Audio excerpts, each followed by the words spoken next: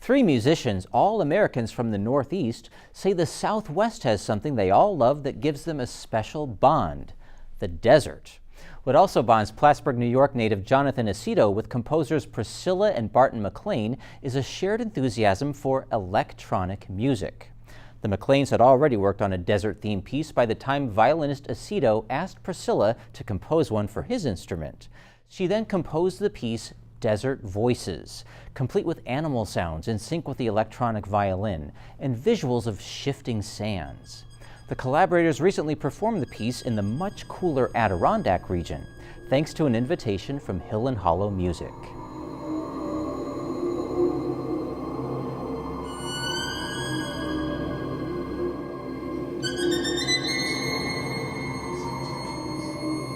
In 1991, I went out to Arizona State University in Tempe and hiked with some friends into the desert, and the impression was so different from what I'm used to here in the Northeast, in the woods and all. First of all, there's a wide variety of plants that I never realized in the desert, and also things are further spaced. You can see the sky much more easily. You can see the distance much more easily than in our Northeast forests.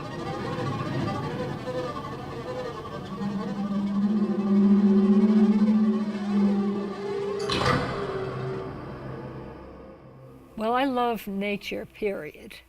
And I've done a lot of different pieces in different parts of nature.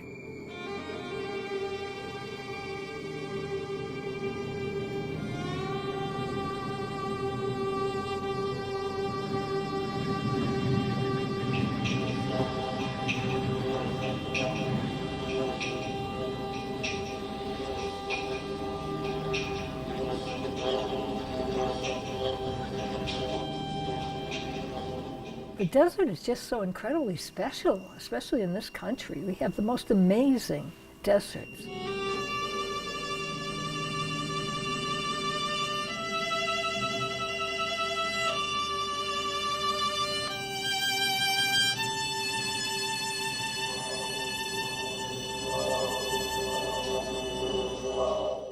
In hiking out in the desert, that first experience and all, another interesting thing is seeing so many cacti, especially saguaros. So they're the traditional classic cactus that you often see in movies. They're all over the place. And at any moment I expected John Wayne to suddenly sort of amble by on a horse, and it felt like being on a movie set. It was great.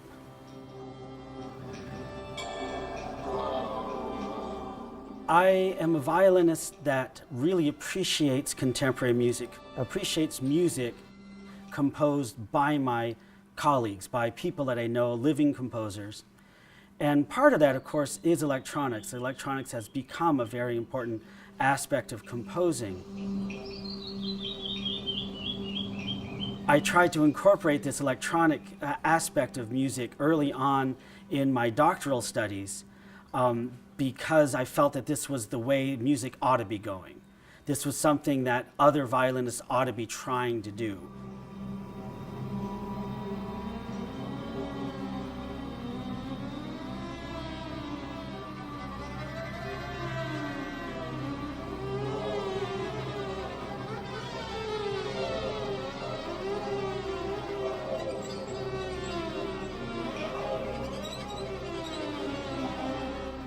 In 1997, I had approached Priscilla McLean, an important mentor to me, especially in electronics, to write a piece for me. And I had been getting more and more fascinated by the desert, having lived there, and I thought that that would be a really great angle to add a piece about the desert to my dissertation.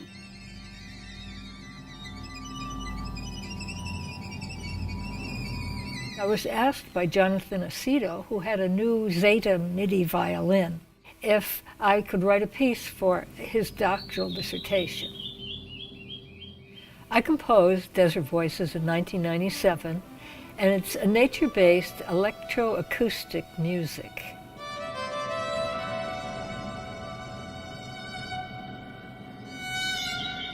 Violinists tend to be a pretty conservative, pretty well-established kind of group of people, group of musicians.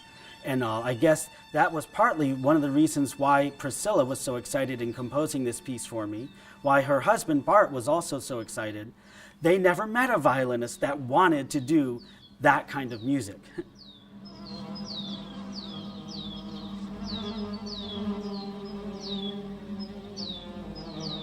My husband and myself, we started recording the sounds. We would go very early in the morning, just at dawn, and record the birds singing. They sang only a little while because then it would get hot. Cactus wren, that's the one that goes. And there's the black cardinal, which you see sitting on the top of the saguaro. They mix with electronic sounds much better than just straight instrumental sounds. It can be really neat to hear birds and try to sound like them, try to imitate them, and then not imitate them, then try to do your own thing and be distinct from the birds.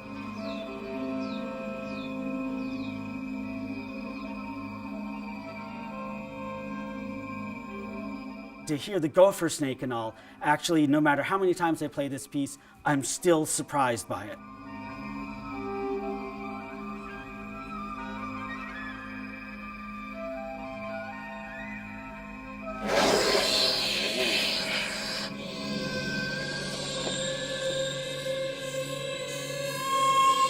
I know it's coming, and I still sort of jump.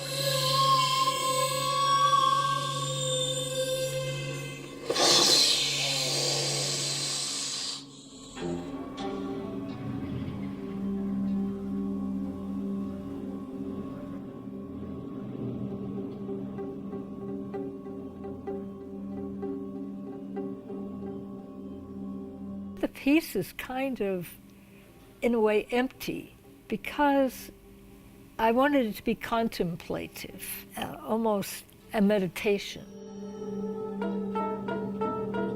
That's the way the desert is when you're there and nobody else is around.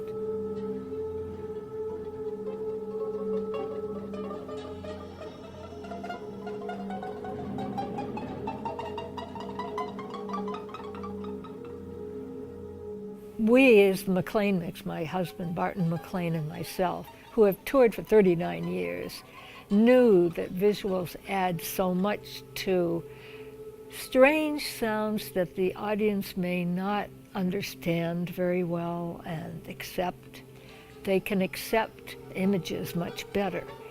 And when they have something to look at while listening, it helps tremendously. And if they're related, and then you're having the music, it's a very powerful experience.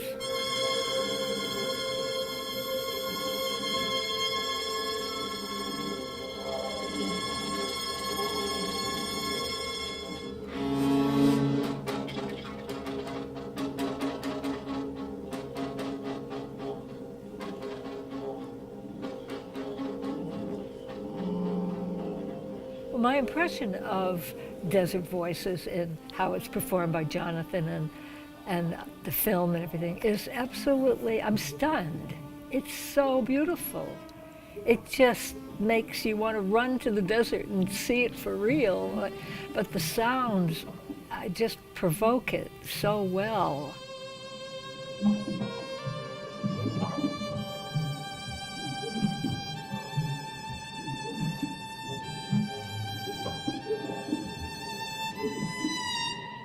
I think it's great, but then of course I wrote it.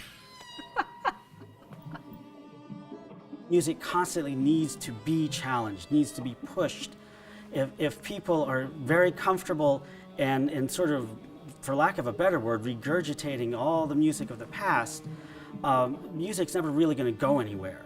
And I think people need to be pushing it, need to be expanding the possibilities.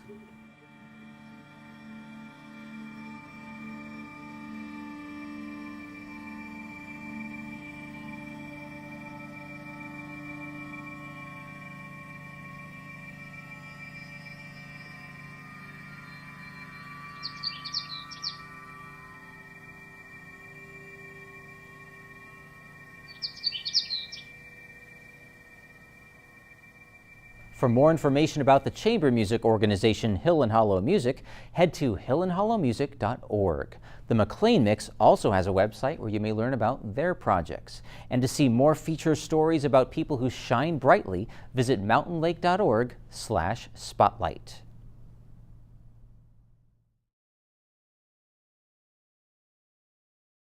Spotlight is supported by the Glenn and Carol Pearsall Adirondack Foundation, dedicated to improving the quality of life for year-round residents of the Adirondack Park.